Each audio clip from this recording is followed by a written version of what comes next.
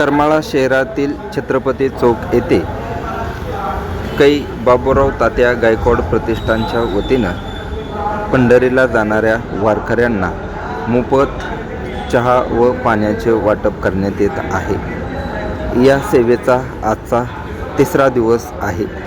करमाळा शहरातून जाणाऱ्या सर्व वारकऱ्यांना त्यांच्या वतीनं चहा, बिस्किट व पाणी दिले जात आहे। या प्रतिष्ठानचे संस्थापक अध्यक्ष सचिन गायकवाड यांच्या माध्यमातून ही सेवा दिली जात आहे। छत्रपती चौक येथे यासाठी हा स्टॉल उभारण्यात आला आहे।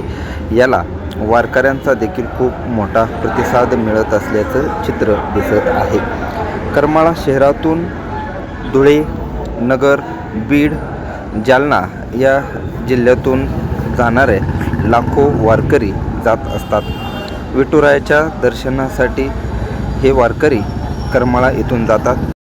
वारकऱ्यांना ही सेवा देत असताना छत्रपती चौक येथे वाहतूक कोंडी होणार नाही व वारकऱ्यांची गर्दी होणार नाही याची देखील दक्षता ते स्वतः घेत असतात।